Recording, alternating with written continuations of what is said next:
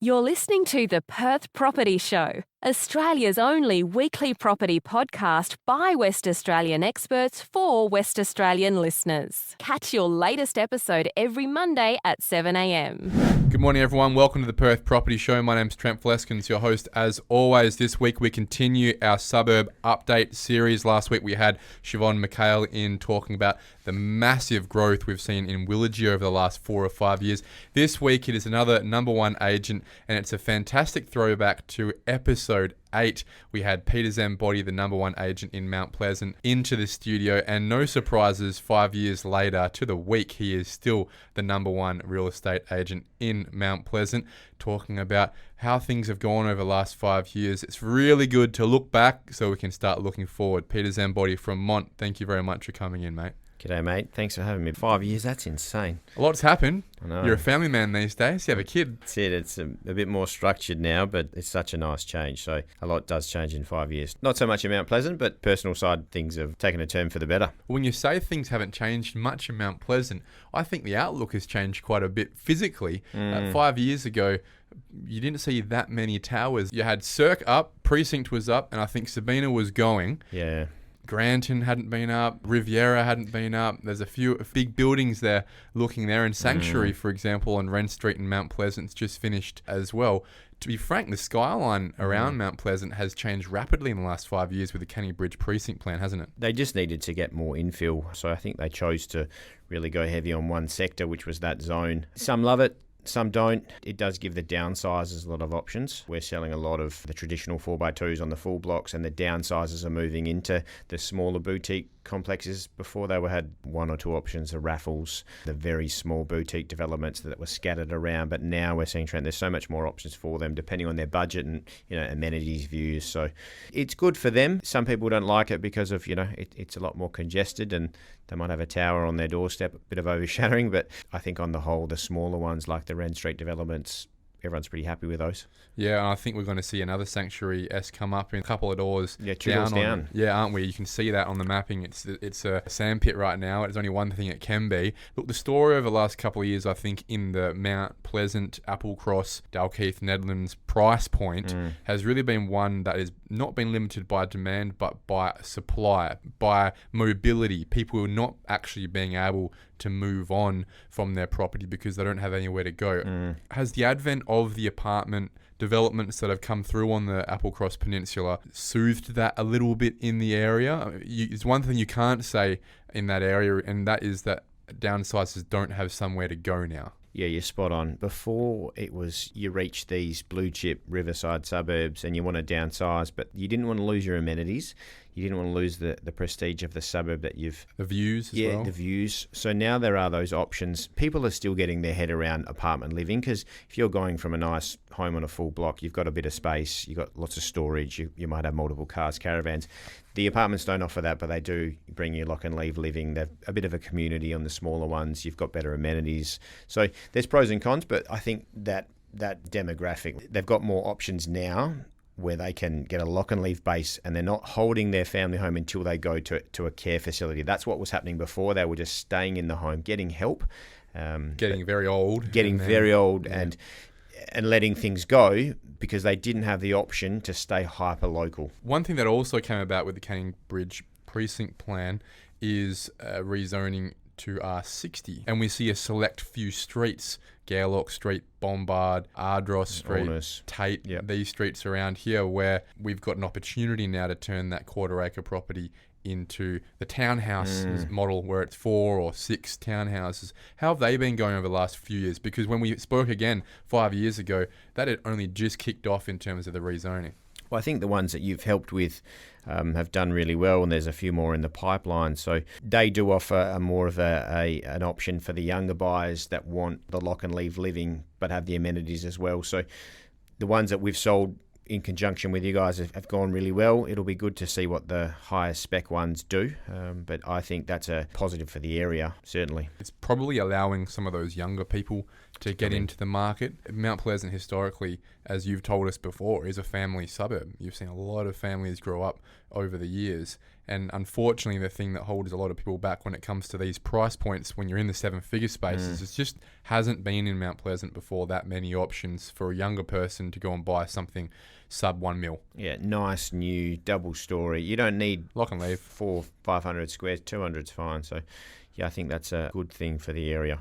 When we think about Mount Pleasant, we also can't forget places like Ardros, Booragoon, Bateman. You sell in those areas as well. Has the story been similar across these suburbs, or can you point out any differences in the performance space across those price points? Key drivers that we see is really driven the growth on families, and that's on the back of school zones, parks, amenities. It's all really family living, and all those suburbs offer a lot. So they've all done really well in compared to some other suburbs in the area because of the school zone. Some of them have the dual Applecross and Rossmoyne, which is extremely popular. We'll have lines out the door. You'll double your home open attendees if it's in both school zones. The price, if you look at the sales evidence and you don't know the area, if you looked at one side versus the other, one's a dual school zone, the other ones are not. There's a big gap in prices. Is that Bateman we're talking about? Yeah, and there's parts of Mount Pleasant, there's parts of Booragoon which hold the dual school zones. And when we get those properties, that's actually not the best part of the area, but it is dual school zone. So we have a lot of the Asian and Indian buyers that will flock to those opens purely because they are really relocating for their kids. You ask, why are you moving here? They say, look, we are just basically doing this for our kids. Over the last 5 years, we've also seen a big shift in interest rates. We've seen a whole story. Really, it's gone from about 4% down to 2%. Now people are paying 6%. Have you seen a shift in the demandability or the serviceability over that time? I would have thought, if I can preempt you, that 2020 to 2022 period, you would have seen a whole bunch of buyers you'd never seen before come into the market simply because affordability was through the roof. And I would also assume over the last 12 months, especially in Mount Pleasant, you've seen a bit of a contraction of those people who could afford 1.8 and really now are tapping out at 1.3. We are starting to see people come through and revise their budgets because their borrowing capacity has come down somewhat. So that is coming to effect now. But we thought that last year, the back half of it, the market might drop because, there was the rhetoric of, this mortgage cliff that all the fixed rates were going to expire and, no one could pay their mortgage. Now, all of our suburbs went up from winter to December and they didn't just go up. It was like there was like this little mini boom going on again. So it's like a shift. It was a massive shift because everyone was like, the back half's going to be slow, The first half was good and it just kept going and going and going. And we got to Christmas and we're like, wow, the prices, if you look at what you bought in Feb, March, April, it's gone up 10% since then. And if you looked at the metrics, everyone thought it should have gone backwards because people had less money,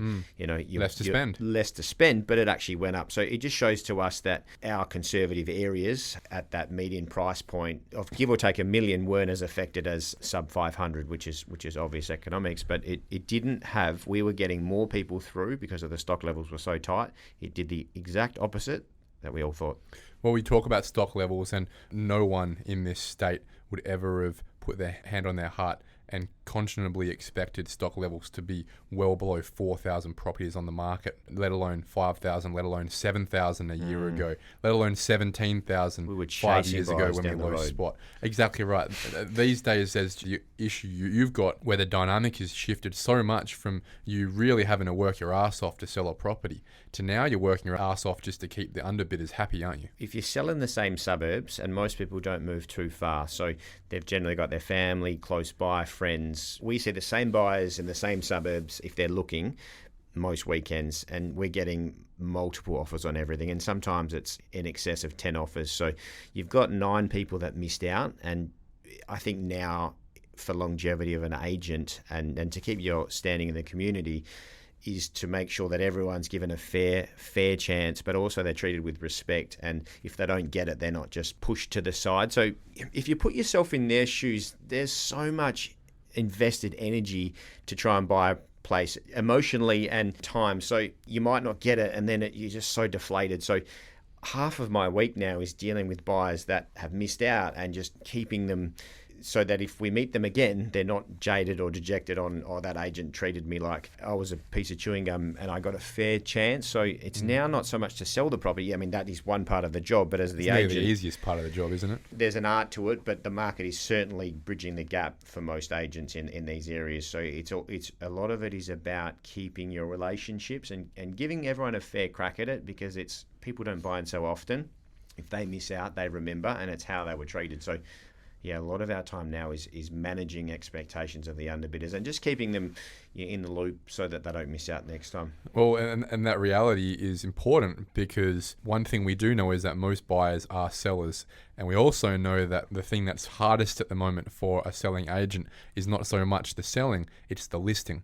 And if you can't have your buyers on side who will be sellers in that area, it's a very recyclable suburb, as you said, most people stick to their suburb, then it's unlikely that even if you sell to someone, at some point in time, they're going to like you enough to want to sell with you sometime down in the future as well. You're right, it's all about relationships, continually building that brand of integrity, but respect. Making it easy for a buyer to make a decision, have everything ready, sales evidence, termite inspections, building inspections, easy access to view it, 3D tours, floor plans.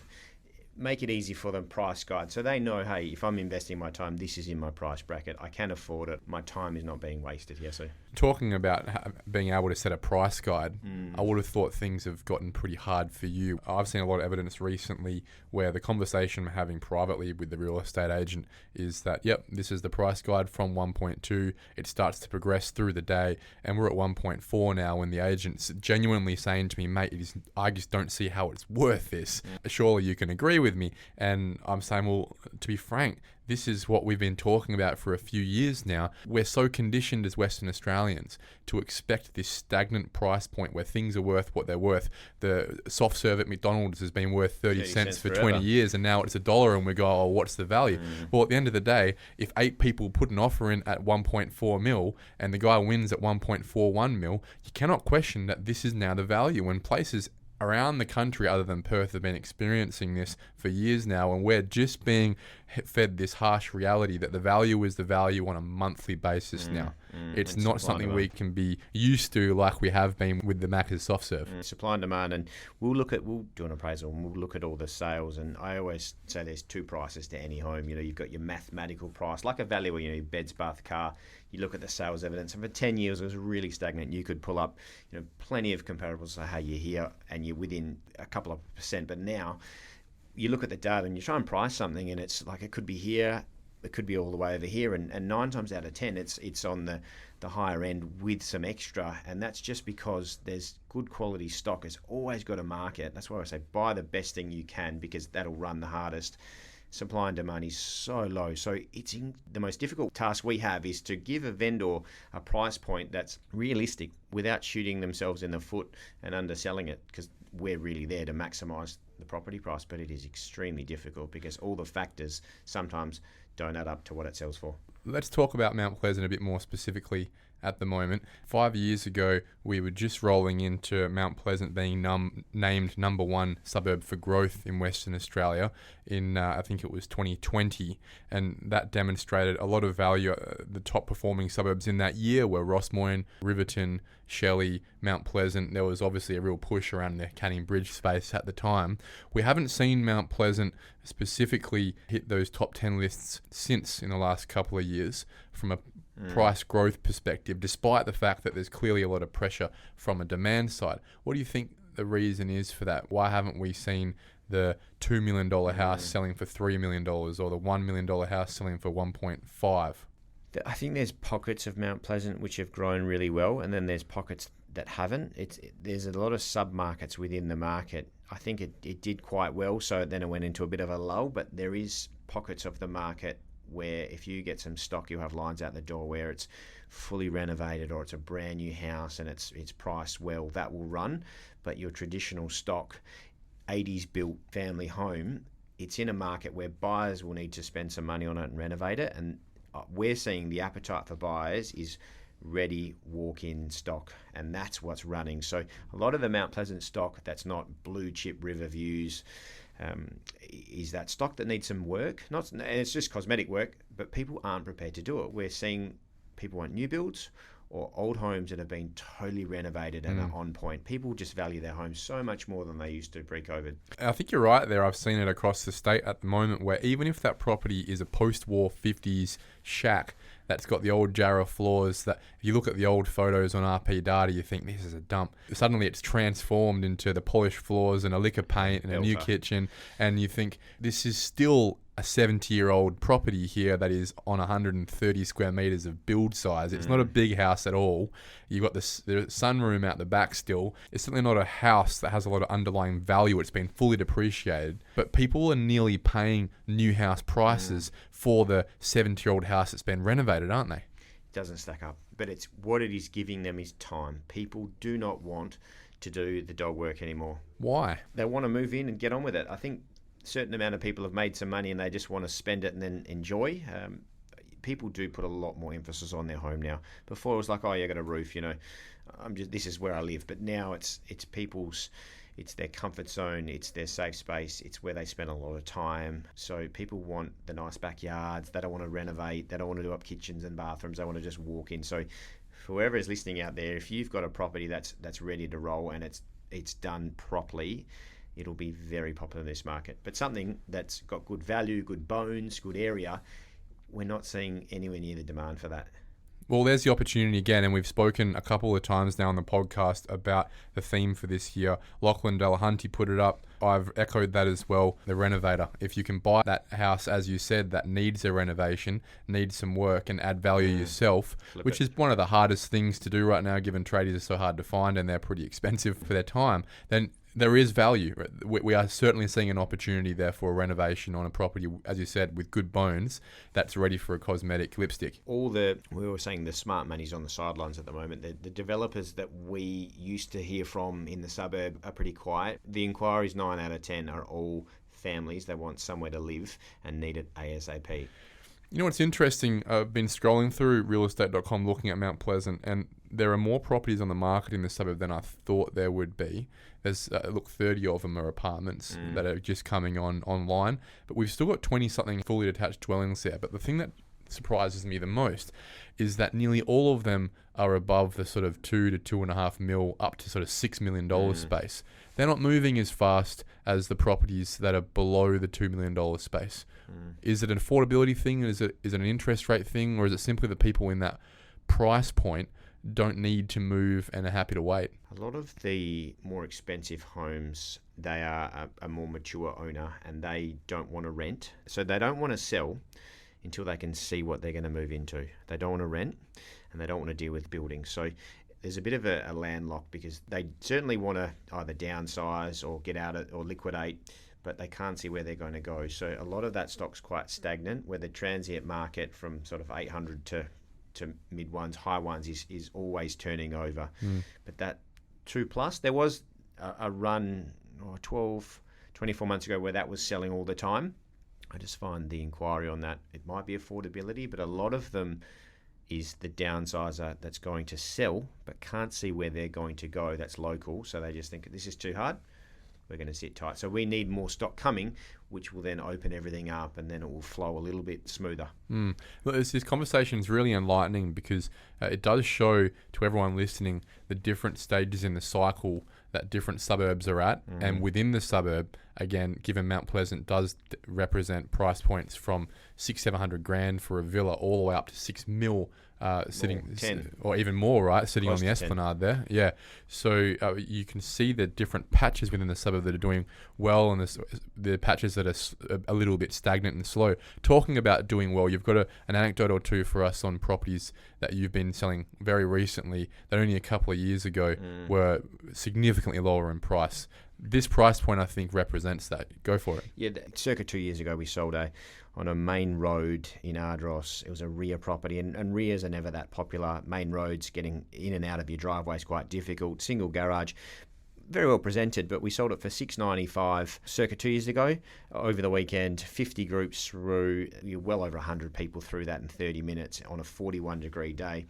6 offers, we could have gone to 10+, and you're selling well above the guide price of mid-8s, and it went into the 9s. But 2 years ago that was selling for $695. They've barely changed it. They've literally painted pulled a couple of pelmets off and put some mulch on the garden, and that just shows that market, and everyone that was coming in, they were young families, and they were buying based on the school zones and the amenities. So that's the push from the bottom, which is then filtering through. But that sub 1 million market in a inner city suburb is mental.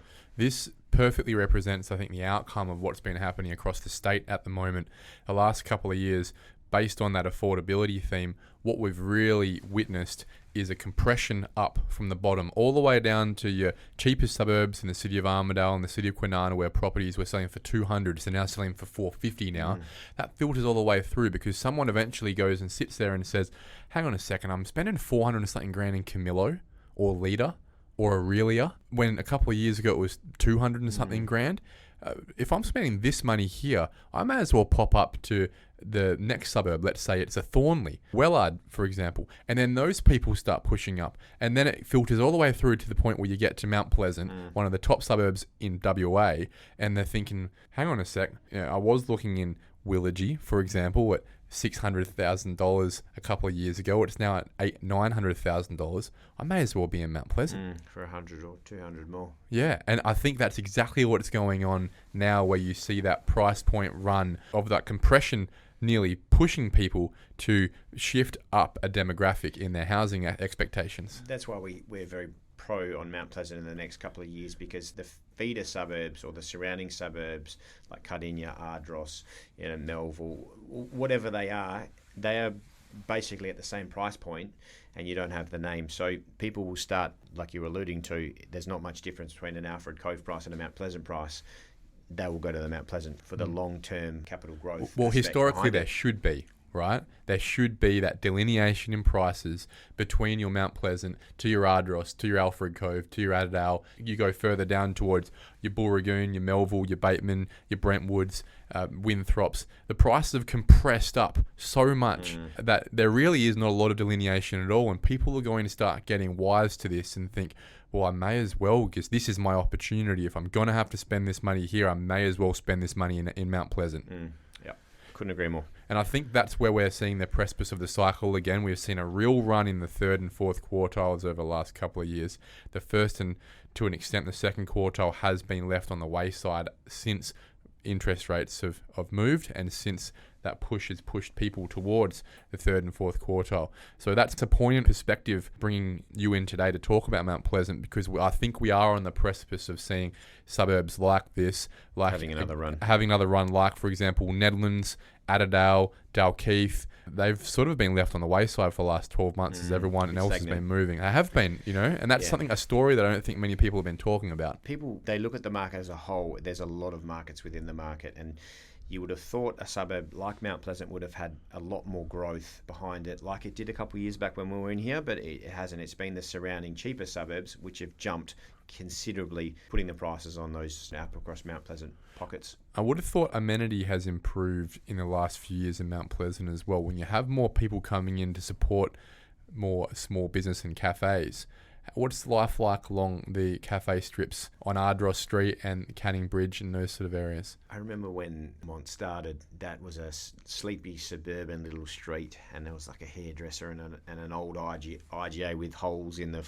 wooden floorboards, and it was a strip that no one would go to unless you lived down the road. It was like your little suburban secret street, and now it is the most popular little street. On a weekend, I don't even bother trying to get a coffee at the coffee shop because it's 30 minutes.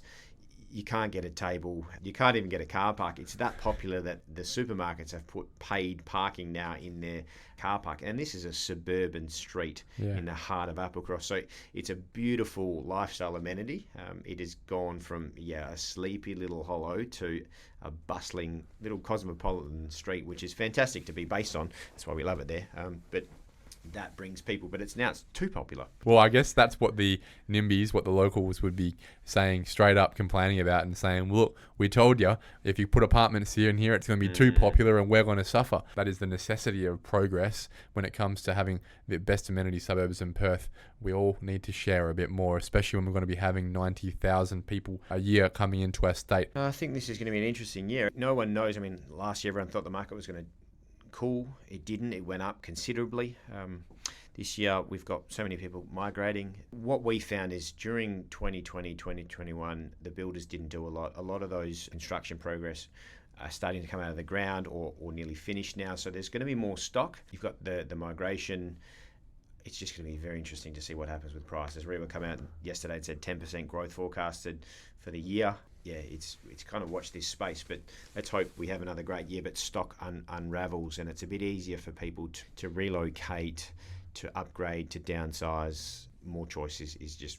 Well, look, the days on market in Mount Pleasant is still only 14 days. As you said, the pressure is still there. The number of buyers is still there. I'm very interested to see number one agent Peter Zambotti, how far you can push the price this year in your suburb that you very clearly have had a strong grasp on for many years, based obviously on the great work you do. Let's see if we can get Mount Pleasant's price point right up into that top 10 this year. Challenge accepted, mate. Peter Zambotti from Mont Property, thanks for coming in. Cheers, mate. Thanks for having me.